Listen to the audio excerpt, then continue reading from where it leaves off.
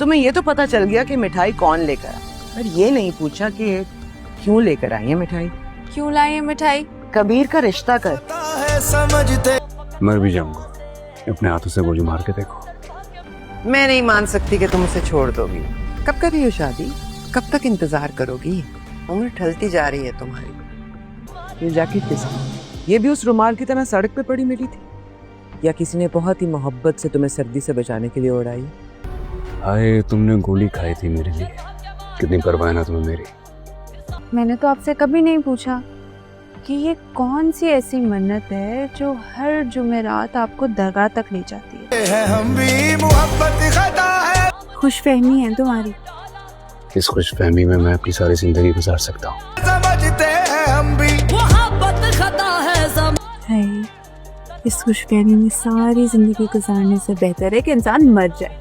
Drama serial मन मस्त मलंग की आने वाली एपिसोड बहुत ज़्यादा इंटरेस्टिंग होगी। नेक्स्ट एपिसोड में आप देखने वाले हैं रिया पर तो क़यामत टूटने वाली है। माँ बीना को ये बात बहुत ही अच्छे तरीके से मालूम हो चुकी है कबीर रिया से किस कदर मोहब्बत करता है, और वो ये कभी भी नहीं चाहती उसके दूसरे बेटे की शादी भी उसके दुश्मन के घर हो। इसीलिए वो जानबूझकर अस्मा के घर जाएगी और जाकर उसे यही बात करेगी, तुम कब तक अपनी बहन को घर बिठा कर रहोगी? जब तक तुम उसकी शादी नहीं करोगी तो तुम्हारी शादी कैसे होगी? वो जानबूझकर अस्मा के घर मिठाई लेकर जाती हैं और अस्मा को ये बात बताती हैं, मैं कबीर का रिश्ता करने जा रही हूँ, इसीलिए तुम्हारे घर सबसे पहले मिठाई लेकर आई हूँ।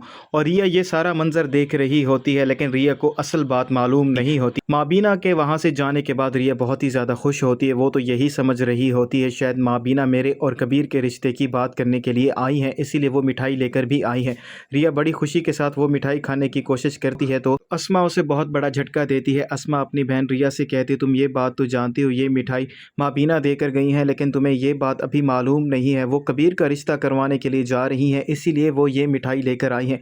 और ये जैसे ही मिठाई अपनी प्लेट में डाल रही होती है, रिया वहीं की वहीं रुक जाती है। उसे यकीन नहीं आ रहा होता कि माँ बीना उसके साथ ऐसा कैसे कर सकती हैं। और ये सारा मंजर देखने के बाद अस्मा को इस बात का यकीन हो जाएगा रिया किसी और से नहीं बल्कि कबीर से ही मोहब्बत करती है।